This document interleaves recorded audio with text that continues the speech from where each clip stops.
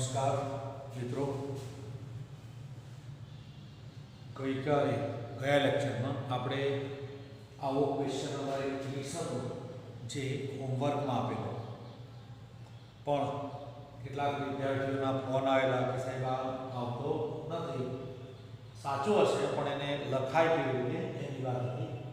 તો આપણે પ્રદેશ અને વિસ્તાર શોધવા માટે આવું કરતા હતા. આપણે શું લખતા હતા કે ભાઈ કોઈ પણ પ્રદેશ શોધવા માટે એક તો વર્ગમૂળ છે એ 0 કે 0 કરતાં મોટું હોવું જોઈએ, આવું આપણે લખતા બરાબર છે. તો આવું આપણે લખતા અને પ્રદેશ એટલે ખબર છે કે આપણે x ની કિંમતો fx માં જે થી મૂકી શકીએ તે.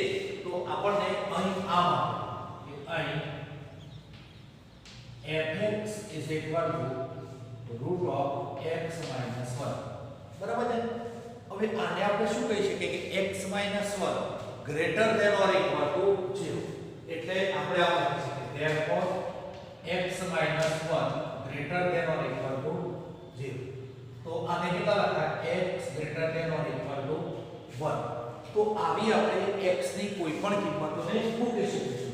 તો therefore કહેવાયશું x belongs to 1 ના અને એનાથી આ ધન એટલે તમારો પ્રદેશ કેટલો થવાનો? પ્રદેશ = 1 and infinity. આ તમારો પ્રદેશ થાય. હવે આ પ્રદેશ પરથી આપણે એનો વિસ્તાર શોધવાનો. વિસ્તારમાં આપણને જે fx આપી છે એને આપણે લાવતા હતા. એટલે આપણને જે પ્રદેશની જે કિંમતો મૂકી હતી એટલે આપણે આમ પણ લખી શકીએ 1 infinity અને therefore આ જગ્યાએ લખાય કે હવે તમારો fx કેટલો હતો કે x - 1. તો આમાંથી હું 1 ને બાદ કરું. 1 ને બાદ કરું તો કેટલા થવા? 0. આનું વર્ગમૂળ લઈ લો તો કેટલા થવાનું? x - 1. આ તો એમ કામ જ થવાનું. અને આ કોના થાય? તો કે fx. તો આ આપણને મળે. તો therefore fx નો વિસ્તાર કેટલો મળ્યો? તો કે 0 નાનો અને 0 થી બધી ધન સંખ્યાઓ. તો આવો આપણને ભાગ મળશે. આને આપણે બીજા નંબરમાં કયું હોય તો કહી શકીએ કે આ શું છે? તો અનુરૂપ વાસ્તવિક સંખ્યાઓ. એટલે ઋણ નથી તેવી વાસ્તવિક સંખ્યાઓ એટલે ધન વાસ્તવિક સંખ્યાઓ આપણે કહેવાય. બીજો એક દાખલો લઈએ question number 34. fx is equal to x minus a થી વ્યાખ્યાયિત વાસ્તવિક વિધેય f નો પ્રદેશ અને વિસ્તાર શોધો. આ પેલામાં જેવું છે, પેલામાં વર્ગમૂળ હતું, આમાં આપણને માનાંક આપેલો છે. અહીં આપણને ખબર છે કે જો fx એ વ્યાખ્યાયિત થવું જોઈએ. એનો મતલબ કે x ની કોઈ પણ કિંમત વાસ્તવિક કિંમત માટે આ માનાંક લઈ શકાય અને પ્લસ પણ ઋણ પણ લઈ શકાય, ધન પણ લઈ શકાય અને 0 પણ લઈ શકાય. જો અવ્યાખ્યાયિત થતું નથી, અવ્યાખ્યાયિત થતું હોય તેવી કિંમત x ની આપણે પ્રદેશમાં લઈ શકતા નથી. તો આપણે શું કહી શકીએ? અહીં fx is equal to x - 1. x ની કોઈ પણ વાસ્તવિક કિંમત માટે fx વ્યાખ્યાયિત થાય છે. એટલે કે અવ્યાખ્યાયિત થતું નથી. therefore x belongs to r લઈ શકાય. અને x belongs to r લીધું તો therefore પ્રદેશ કેટલો થવાનો? x belongs to r. બરાબર છે. આ પ્રદેશ તમારો x belongs to r થયો. હવે આપણે x ની કોઈ પણ કિંમત મૂકીએ. આપણને આવું આપેલું કે હવે x - 1 માં x ની કોઈ પણ કિંમત મૂકીએ તો fx ની કિંમત 0 કે 0 થી મોટી થાય છે ઋણ ક્યારે થવાની નથી આની કિંમત ઋણ થાય ક્યારે નહીં કે ભાઈ માનાંક એટલે ધન થવાની અથવા તો 0 કે 1 મૂકો તો 0 થશે બાકી બધી ધન જ થવાની ઋણ ક્યારે થવાની નથી અને નથી થવાની એટલે આપણે આમ કહી શકીએ એટલે કે x - 1 એની કિંમત 0 કે 0 કરતા મોટી તો fx ની કિંમત પર કેવી થવાની અમતવાની તો therefore fx નો વિસ્તાર કેટલો થયો 0 અને 0 કરતા મોટી ઇન્ફિનિટિવ સંખ્યાઓ question number 35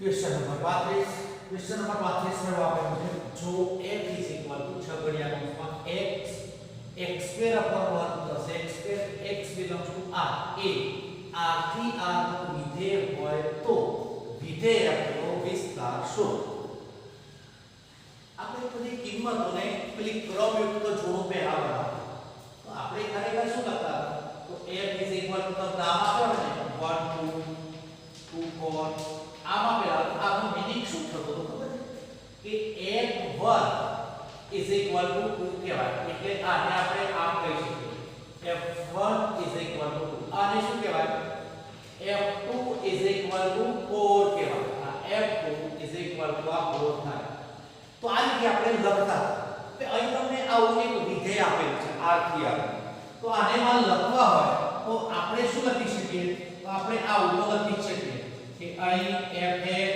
= x square upon 1 plus x square લખાય ને fx = x square plus 1 આપણે લખી શકીએ હવે અહીં x belongs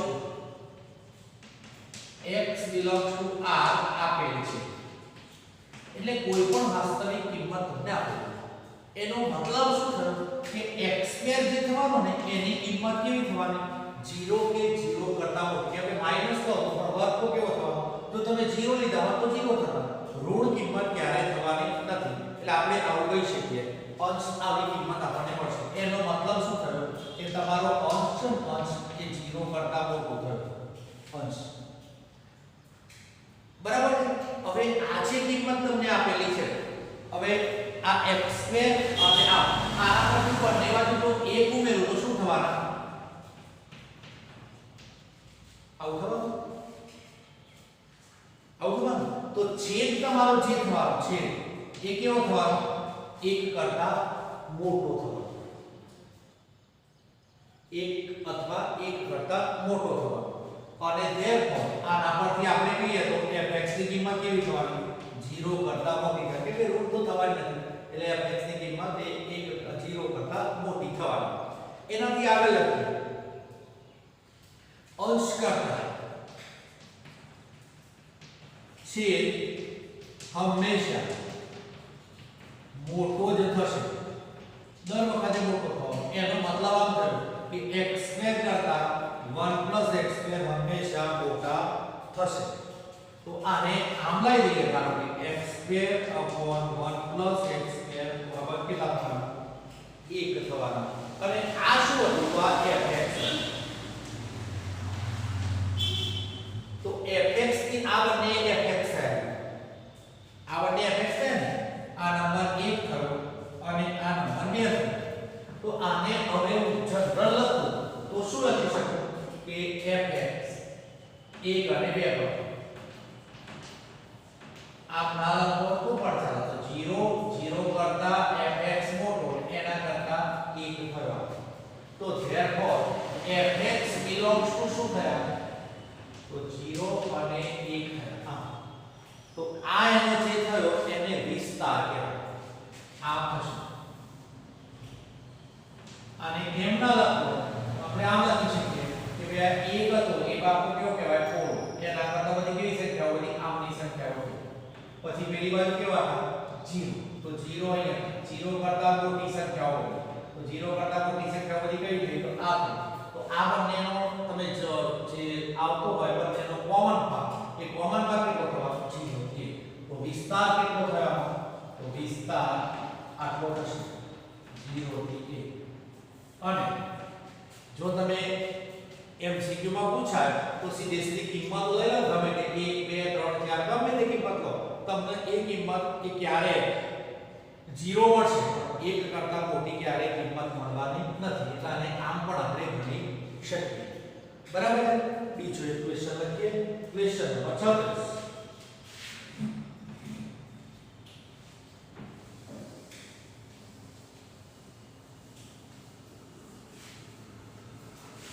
क्वेश्चन नंबर 36 આ સરળ દાખલા તમને આવડે છે તો મજા આવે છે એટલે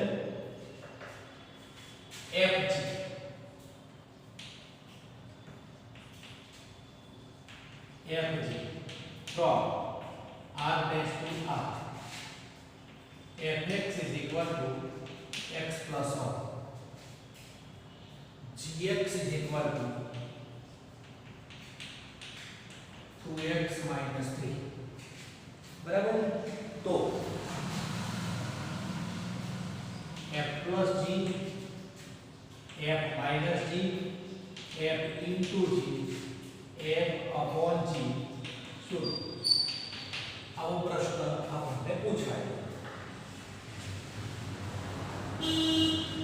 અને આપણે કેવી રીતે ગણી શકીએ બિલકુલ સરળ વસ્તુ છે જો વિધેયને વ્યાખ્યાયિત કરી અને લખવું અથવા તો એમને લખવું ગમે તેમ કરીને તમે લખી શકશો એટલે એમાં બહુ ચિંતા કરવાની આવતી નથી કે આ રીતે આપણે લખીએ કે આ રીતે લખીએ પણ આપણને જે ખબર છે એ મુજબ આપણે સરળતાથી લખીશું બરાબર છે તો હવે અહીંથી આપણને જે આપેલું છે પહેલા હું લખું કે ભાઈ અહીં f g from r tends to r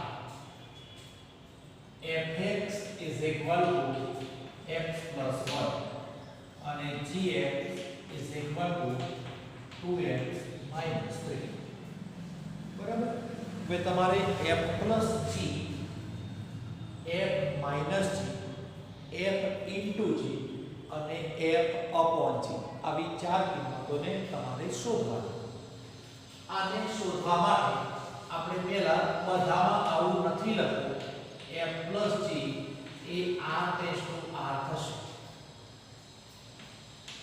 બધામાં લખવાની જરૂર નથી આવતું આવું પહેલા હવે આપણી વ્યાખ્યાય કરી વિધેયની બૈજિક ક્રિયાઓ એમાં આવું મેં લખ્યું કે f plus gx is equal to fx plus gx તો આને આપણે લખવું હોય તો આમ લખાય f plus gx is equal to fx plus gx તો fx ની કિંમત આપણને આપેલી કેટલી હતી કે x plus 1 gx ની 2x minus 3 આ બંનેનો સરવાળો કરો કેટલા થવાના 3x minus 2 તો આ તમારા f plus g થયા બરાબર છે આ નંબર 1 બીજા f minus g x is equal from out r tends to r હવે લખીએ તો f minus gx is equal to fx minus gx આવડે એવું છે તો fx ની જગ્યાએ લખીશું x plus 1 minus gx ની જગ્યાએ કેટલા હતા કારણ કે 2x minus 2 આમાં આનું સાદુરૂપ આપણે લખીએ તો x plus 1 minus 2x plus 3 is equal to થશે કેટલા minus x plus 4 તો આ f minus g બને હવે f into g સીધા લખો ત્રીજા f into gx is equal to fx into gx તો fx ની કિંમત x plus 1 અને gx ની કિંમત 2x minus 3 એટલે આપણે આ બંનેનો આપણે ગુણાકાર કરવાનો આ બંનેનો આપણે ગુણાકાર જો કરીએ તો ગુણાકારમાં શું થવાનું x ને એમ રાખીએ 2x 3 1 અને 2x 3 is equal to 2x square minus 3x plus 2x minus 3 is equal to 2x square minus x અને minus 3 બરાબર છે તો આ રીતે આપણે f ઇન્ટુ g ને શોધીશું અને હવે f upon gx is equal to fx upon g તો fx ની કિંમત હતી x plus 1 gx ની કિંમત હતી 2x minus 3 હવે અહીં આ અવ્યાખ્યાયિત નથી અવ્યાખ્યાયિત જો આ 0 હોય ને તો અવ્યાખ્યાયિત થઈ જાય એટલે આપણે સાઈડમાં શું લખી દેવાનું 2x minus 3 is not equal to 0 is equal to x is not equal to 3/2 તો આવું પણ આપણે લખી શકીએ બરાબર છે આ question number 36 question number 37 question number 37 લખીએ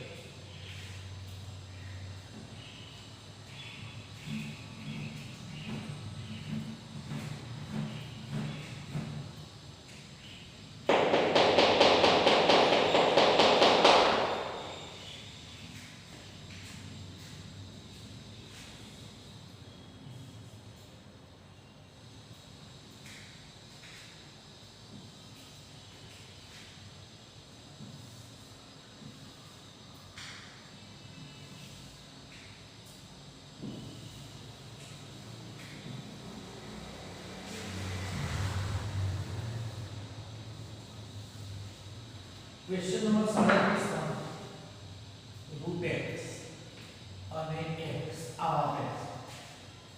રૂટ x અને x એવા કિંમત આપણને આપેલી છે અને આ જે આપેલા છે એના એ જ બધા આપણે શોધવા છે બરાબર છે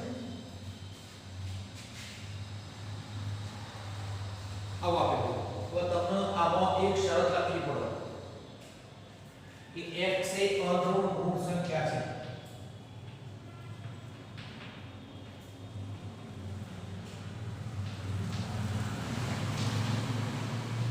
x એ અધૂર એટલે ઋણ નથી તેની વાસ્તવિક કિંમત છે એવું કેમ લખ્યું તો √x આપેલા છે √x ની અંદર માઈનસ ન થાય માટે એવું લખ્યું છે બરાબર છે તો આવી આપણે કિંમત એક લખી આના પરથી આપણે આ બધી કિંમતોને શોધવાની છે આ ગણ્યો એમને એમ દાખલો ગણવાનો છે કોઈ ચેન્જ નથી તો x fx કેટલા થવાના તો અહીં લખ્યા મેં √x અને અહીં લખ્યા x હવે અહીંથી સીધી કિંમતો આપણે લખવાની તો કેટલી લખાય √x x અને આને લખવું હોય તો √x ને જો કોમન કાઢો તો કેટલા થવાના 1 √x થાય ને આમ પણ આપણે લખી શકીએ જો લખવું હોય તો એ જ પ્રમાણે બાકીના બધા ઘટકોને આપણે લખી શકીશું અહીંથી લખીએ તો √x x અહીંથી લખીએ તો √x x તો is equal to કેટલા થવાના x raised to 3/2 પણ કહેવાય કેમ તો આ x ની 1/3 અને x ની 1/2 આધાર સમાન ઘાતોનો સરવાળો હવે અહીંથી આ √x અને અહીં કેટલા x આની જગ્યાએ બરાબર √x આપવા લખાય અને x is equal to 0 question number 38 આ હોમવર્કમાં આવો તમે ગણી શકશો ક્વેશ્ચન નંબર 38 ક્વેશ્ચન નંબર 38 માં fg from r tends to r fx is equal to x square gx is equal to 2x plus 1 तो f plus g f minus g f into g f upon g शोध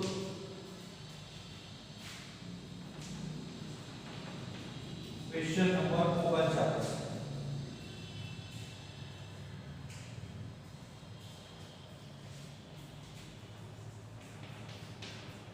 x square plus 3x plus 5 नीचे x square minus 4x minus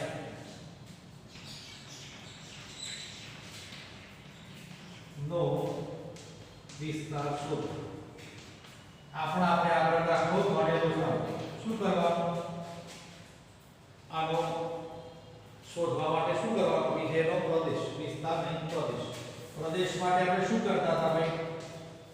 પ્રદેશ માટે આપણે એવું કહેતા હતા કે એનો છેદ છે ને એ શૂન્ય થવો જોઈએ નહીં. એટલે આપણે શું કરવું પડે? x² - yx + 4 is not equal to 0. એટલે આના બે અવયવ પડશે. 4 * 4. એટલે આનો આન્સર તમને કેવો આવશે? કે r - 1 4. આમાં જ આવે ને? આ બે અવયવ પડે તો r વાસ્તવિક સંખ્યામાંથી 1 અને 4 ને આપણે બાદ કરવાના. Question number 40. ખૂબ સરળ દાખલાઓ છે. આપણને ફાવે એવા દાખલાઓ છે.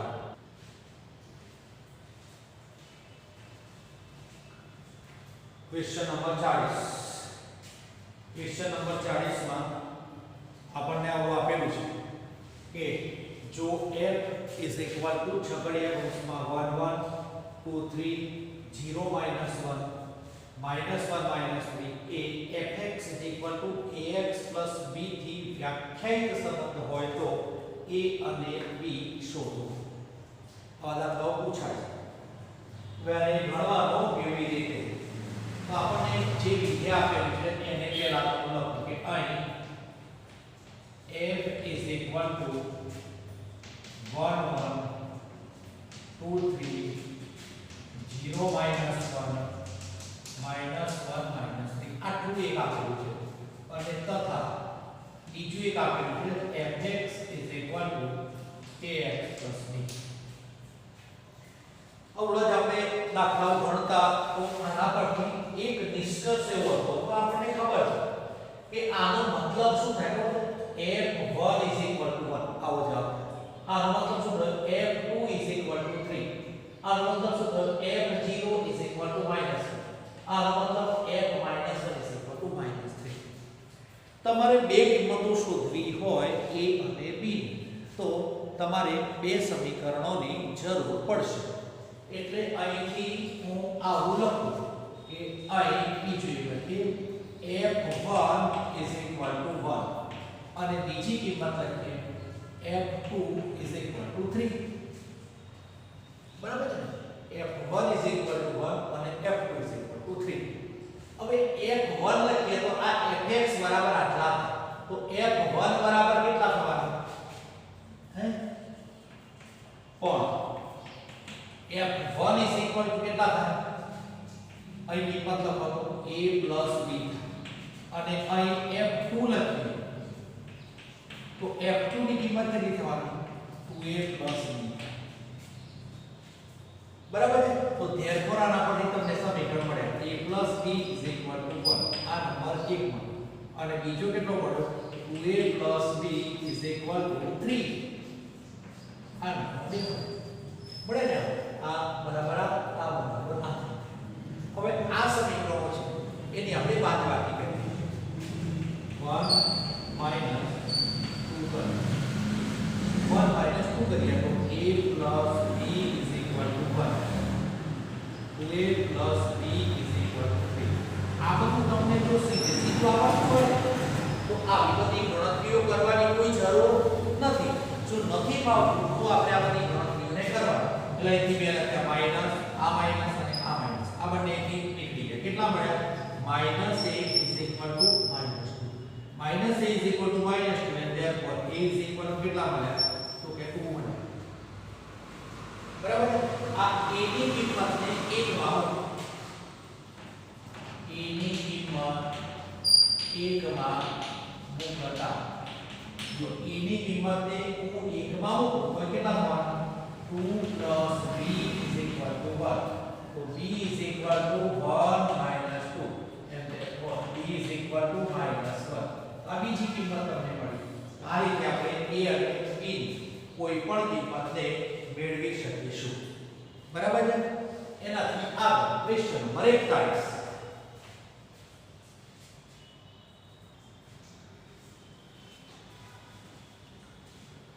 જો ક્વેશ્ચન નંબર 41 41 નંબરમાં આવું આપેલું જો f = 1 1 2 3 0 -1 -1 -3 આ તે રીતે z પર વ્યાખ્યાયિત સુરેખ વિધેય હોય તો fx શોધો.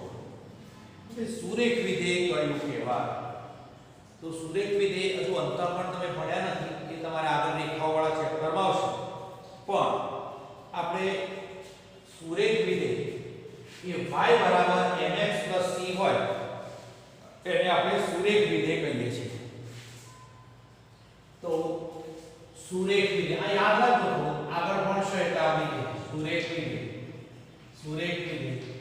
y = fx = mx + c.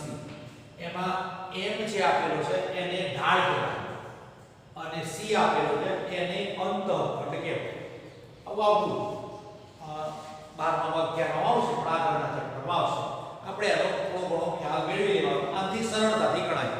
બીજી રીતથી પણ ગણી શકાય છે, આ થોડું એવું લાગે છે કે આ થોડું વધારે સરળ લાગે છે. એટલે y = mx + c. બરાબર છે. હવે આમાં આને લખવું હોય તો આમ લખાય કે આને ઢાળ કહેવાય અને આ અંતઃખંડ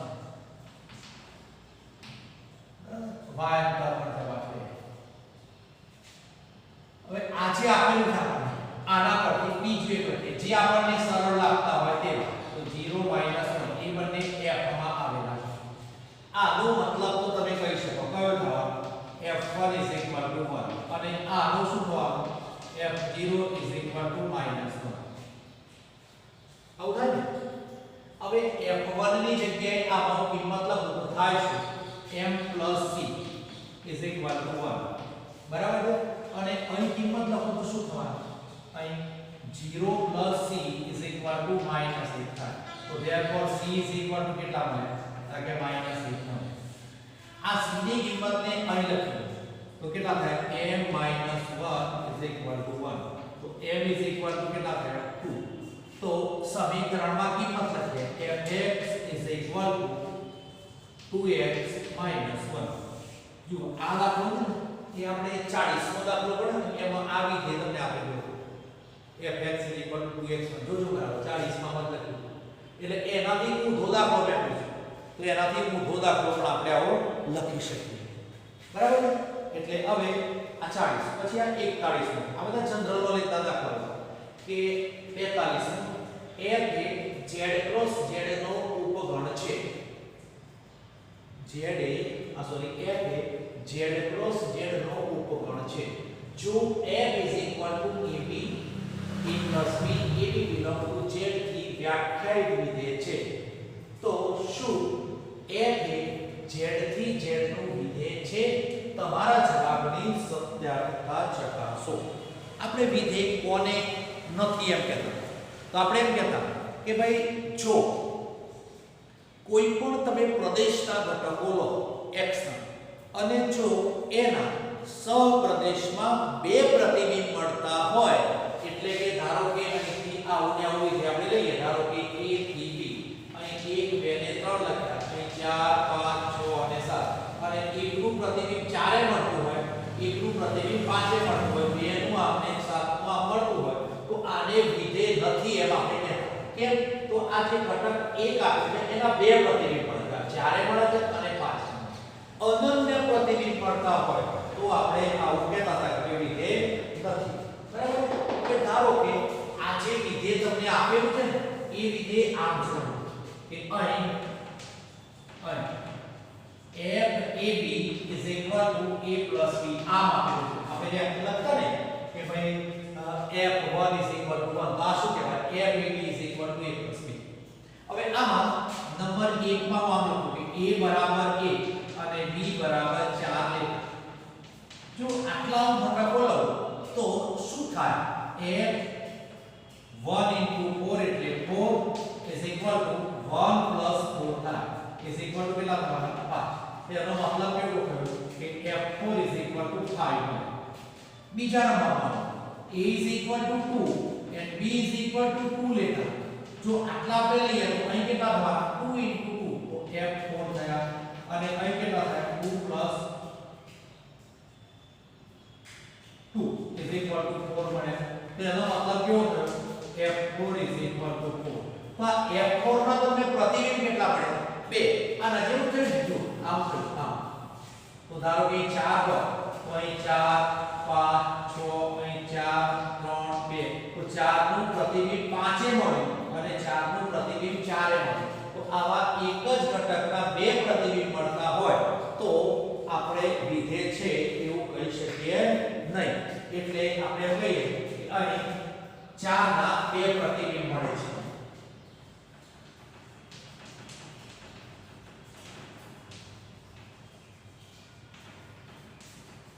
અને ધ્યાન f એ વિધેય નથી સાદી સીધી ભાષામાં આપણે લખી આ થયો એ 42મો ક્વેશ્ચન થયો હવે આવશે એ 43 ક્વેશ્ચન નંબર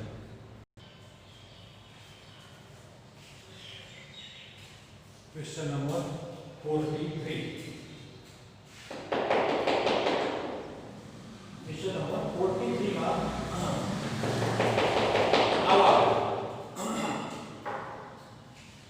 कि a is equal to 9, 10, 11, 12, 13 વડે f from a tends to n fn is equal to n નો મહત્તમ અવિભાજ્ય અવયવ છે તો f નો વિસ્તાર શોધો હવે f નો અવિભાજ્ય અવયવ આપણે લખવાનો છે એટલે અહીંથી આપણે આવું લખી શકીએ fn is equal to n નો મહત્તમ અવિભાજ્ય અવયવ બરાબર છે હવે આમાંથી આપણે કોની કિંમતો મૂકતા હતા તો આપણે પ્રદેશની કિંમતો મૂકતા હતા તો પ્રદેશ એ ar તો કેટલા લખીએ f9 પછી કોને શોધવાના f10 f11 12 f13 આટલો લખતા તો હવે આના પરથી આપણે વિસ્તાર એ લખી નાખીશું વિસ્તાર ઇઝ ઇક્વલ ટુ લખીશું ચલો f9 આનો મહત્તમ અવિભાજ્ય મહત્તમ એટલે મોટા મોટો અવિભાજ્ય અવયવ કયો તો 3 થાય આના કેટલા થવાના અવયવ તો આમ લખાય ને આમ ના ભાગ બતાવ લખવાનું 3 * 3 અને 9 * 1 અવયવ પડે તો મહત્તમ તો કયો 3 એમ લખવાનું તો આપણે લખ્યું એ મહત્તમ અવયવ કેટલો થવાનો તો 3 અવયવ થવાનો બરાબર છે 10 નો મહત્તમ અવયવ કેટલો થાય તો કે 5 પછી 11 નો 11 થવાનો 12 નો કેટલો થાય 3 * 4 6 * 2 12 * 1 3 * 4 કેટલો થવાનો 3 અને આનો 1 હવે આપણે વિસ્તાર કોઈ પણ લખીએ તો ઘટકને બે વાર નોંધતા લખતા કેટલો લખવાનો 3 5 11 અને 1 આવો આપણે છે મળતો વિસ્તાર ક્વેશ્ચન નંબર 44 આ લોકો બરાબર વાંચ્યા છે આ બધું ભણે ને એનું રિવિઝન કેવું છે તો a is equal to 1 2 3 4 b is equal to 1 5 9 11 15 ને 16 f is equal to આટલા આપેલા તો આ વિધાનો સત્ય છે કે નહીં તે ચકાસો પહેલું f એ a થી b નો સંબંધ છે એ સાચું છે ખોટું એ ચેક કરવાનું અને બીજા નંબરમાં આપેલું છે કે f એ a થી b પરનો વિધેય છે એવું આપણે ચેક કરવાનું જે આપેલું છે લખીએ તો અહીંથી હું એમ લખું કે અહીં a is equal to કેટલા છે 1 2 3 4 b is equal to 1 5 9 so f is equal to 1 5 2 9 3 1 4 5 2 11 બરાબર હવે a ક્રોસ b ને ધારો કે શું તો a ક્રોસ b એટલે કેટલા થવાના આપણને ખબર number of a into number of b તો કેટલા ઘટકો આવશે 4 * 6 તો કેટલા ઘટકો આવશે 24 ઘટકો આવે અને એ તમારે લખવાના બરાબર 24 ઘટકો લખવા. હવે આપણે નંબર 1 નો જવાબ આપીએ. નંબર 1 માં આપણે આવું લખીએ છીએ કે f જે આપેલો છે f, આ f ની પ્રત્યેક ક્રમયુક્ત જોડ, આ બધી ક્રમયુક્ત જોડ એ ક્રોસ b માં આવવાની ખરી? તો કે આવવાની, કે ભાઈ જો 1 5 આવશે, પછી 2 9 આવશે, પછી 3 1 આવશે, પછી 4 5 એ પણ આવશે, પછી બીજી 2 11 એ પણ આવશે. તો આપણે એમ કહી શકીએ કે f ની પ્રત્યેક ક્રમયુક્ત જોડ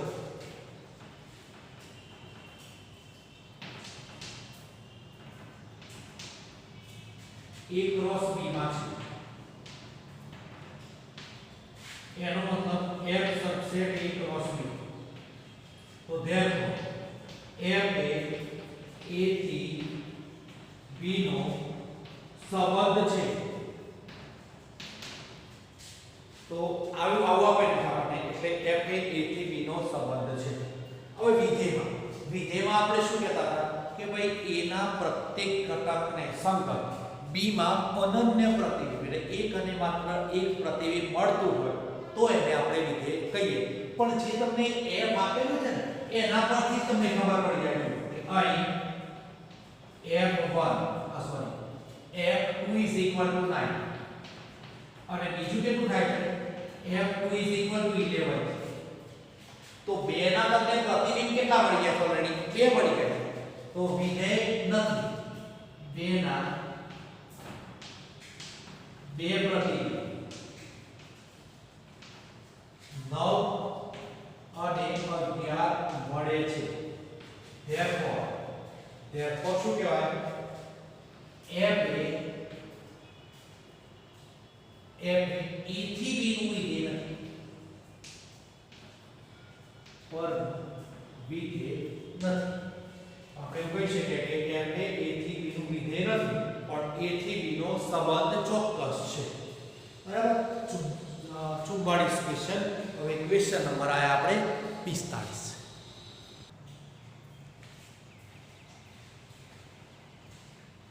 ક્વેશ્ચન નંબર 45. Question number 45. આ લખેલું છે જો r એ n થી n પરનો સંબંધ છે, r ab belongs to n અને એક શરત a b2 થાય તે રીતે વ્યાખ્યાયિત થાય છે.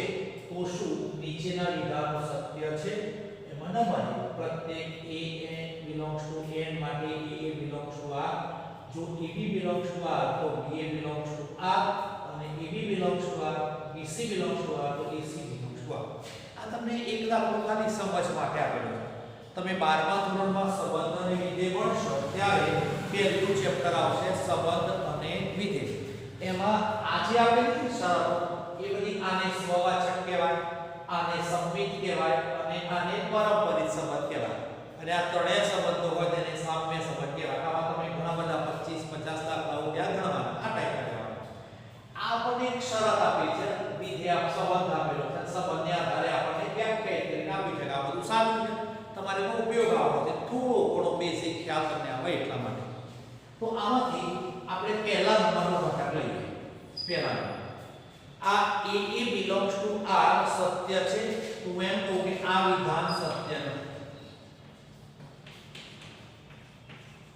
કારણ શું કહેવાય? કારણ આવું કહેવાય કે 2 does not belongs to n, 2 does not belongs to r. કેમ કહેવાય? કેમ r ના કહેવાય? તો તમને શરત આપી છે a b2 થવા જોઈએ. તો આપણે આવું કહી શકીએ કેમ ના કહેવાય? 2a ના વર્ગ બરાબર નથી. આ બધા ના પૂછે, આ બેઝિક માટે થોડો આપેલો, એટલે આ વિધાન સત્ય નથી. આપણે આવું કહી શકીએ. બરાબર. નંબર 2 માં તમને આપેલું કે જો ab belongs to r તો ba belongs to r થાય. તો આપણે આવું કહી શકીએ કે આ વિધાન પણ સત્ય નથી. આ વિધાન સત્ય નથી. હવે એનું કારણ શું કહીએ આપણે? તો ધારો કે હું કોઈ પણ બે ઘટક લઉં તો 4 2 belongs to r કહેવાય. કેમ 4 2 belongs to r a બરાબર 20 અહીં લખ્યું છે ધારો તો કેટલા થાય 2 2 સ્ક્વેર 4 થાય ને કોણ આ કહેવાય છે 2 4 belongs to does not belongs to r કહેવાય કેમ તો આ શક્ય નથી આને શક્ય કહેવાય કે 2 4 સ્ક્વેર આ થાય તો આ શક્ય નથી માટે આ વિધાન પણ સત્ય નથી બરાબર ત્રીજા નંબરનો ત્રીજા નંબરનો વિધાન તેને કોણ કહું આ વિધાન એ સત્ય નથી અને સત્ય નથી એના માટે આમ લાંબી પ્રોસેસ આ બધું ખાલી થોડું ઘણું શીખવાડું બારમાં તમારો વિસ્તારપૂર્વક શીખવાનું અહીંથી હું ધારો કે ઘટાડે કેટલો કે 16 4 belongs to r બરાબર છે બીજા નંબરમાં હું લઉં 4 2 belongs to r લઈ શકાય આ સાચું છે કેમ તો 16 4 સ્ક્વેર થાય આ પણ કેવું છે 4 2 સ્ક્વેર થાય પણ આના પરથી 4 2 it does not belong to r થાય કેમ એવું થાય તો 16 is not equal to 2 square 16 is not equal to 2 square એટલે આપણે આવું વિધાનને લખી શકીએ નહીં એટલે આ વિધાન ત્રણેય જે વિધાનો આપ્યા છે એ સત્ય નથી એટલે કોઈ વાતો આવશે ત્યારે કેવા કે આ સ્વવાચક નથી આ સંમિત નથી અને આ પારંપરિક પણ નથી એની વ્યાખ્યા આવશે સંબંધ એનાથી આગળ હવે લખીએ ક્વેશ્ચન નંબર 46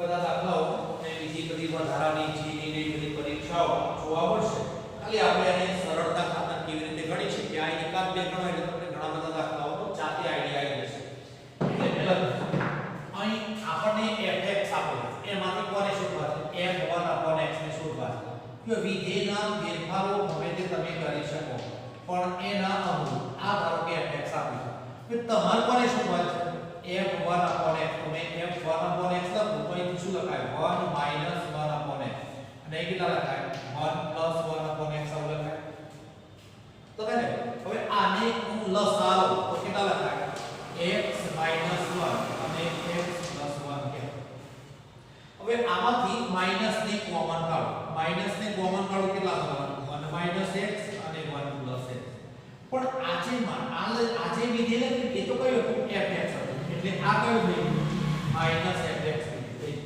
તો f1 x -1 fx થયું હવે તમને પ્રશ્ન નંબર 1 કહ્યો પ્રશ્ન નંબર 1 એવો કહ્યો છે કે ભાઈ fx f1 x શોધો તો આની જગ્યાએ તો હું fx લખવા અને આની જગ્યાએ કેટલા લખું તો કે -fx લખો તો જવાબ કેટલો થઈ જવાનો છે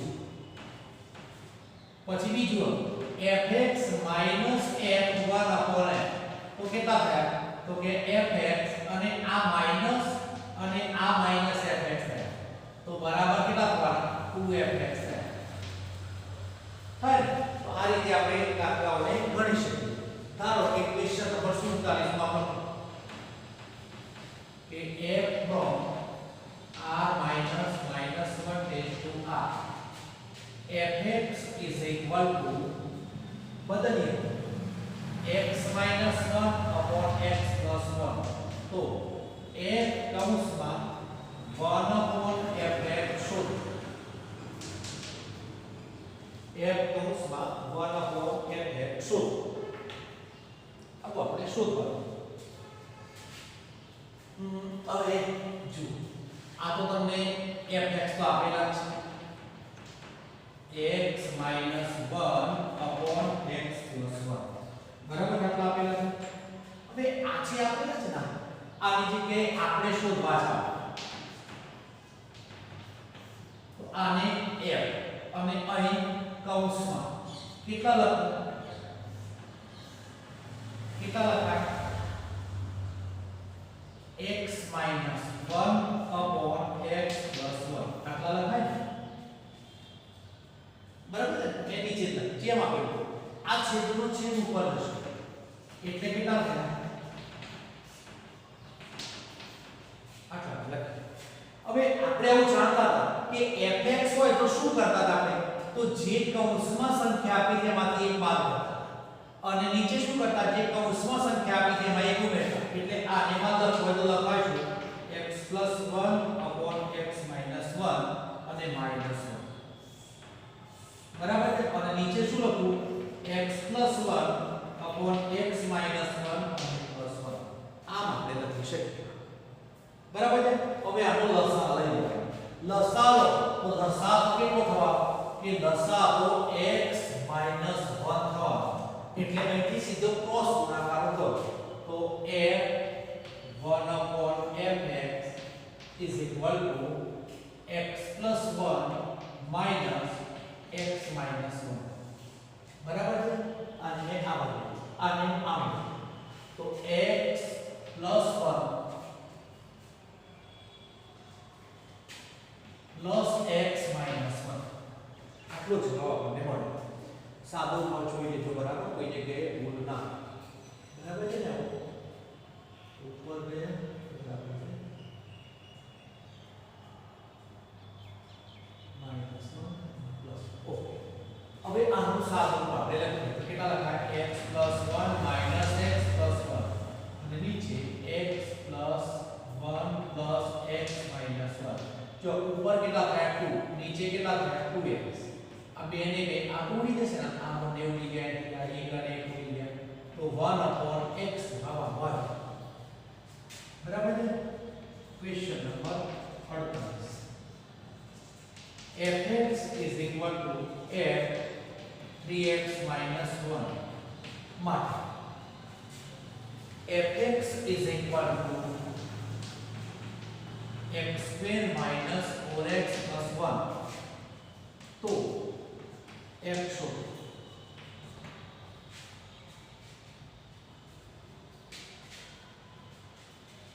प्लस a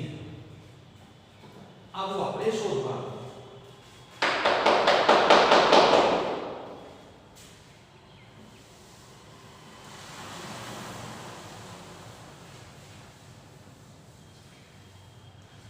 જે જે આપણે લખીશું તો જો અહીં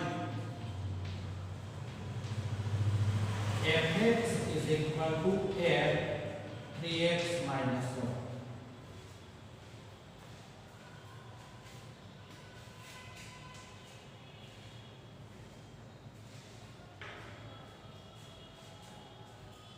fx ની જગ્યાએ આપેલા કેટલા લખશું? x square minus 4x plus 11. હવે જો fx હોય તો x આપણે આવું લખતા. તો અહીં f 3x 1 માં 3x 1 હોય તો લખાઈશું 3x 1 નો સ્ક્વેર. બરાબર છે ને? જે કૌંસમાં આપેલો હોય પછી -4 પછી 3x 1 અને +11. આ વિધેય લખી દે. fx હતા તો આમ લખ્યું, કૌંસમાં જે આપેલો વર્ગ કરેલો -4 કૌંસમાં આપી સંખ્યા લખી +11. અહીં કૌંસમાં આપેલો વર્ગ -4 3x 1 અને +11. આ બધાનું સાદું રૂપ આપવાનું. સાદું રૂપ આપીએ તો x square minus 4x plus 11 is equal to આનું સાદું રૂપ કેટલું થવાનું? 9x square. બરાબર છે ને? 9x પછી કેટલા થયા? -6x plus 1. બરાબર? 9x square minus 6x plus 1. આ બાજુ કેટલા થયા? -12x plus 4 plus 2. આટલો જવાબ મળે. આ બાજુ તો લખી દઈએ x square minus 4x plus 11 is equal આ બાજુ 9x square. બરાબર? આ 6 અને આ 12 એટલે કેટલા થયા? 18. તો -18x થાય. આ બાજુ 4 11 15 અને 1 16 થાય. તો આ 16 થાય. આ બધા પદોને પેલી બાજુ લઈએ તો કેટલા થયા? 8x square. આમાંથી આટલા જાય તો કેટલા લખવાના? -14x થયા. અને પેલી બાજુ લઈએ તો પાછા કેટલા લખવાના? +i = 0. બરાબર છે? આ કેટલા થયા? 8 × 5 40 એટલે 8x square -10x -4x +i = 0. તો આમાંથી કોમન નીકળશે 2x. 2x ને કોમન કાઢે કેટલા થયા? 4x - 5 -1 તો 4x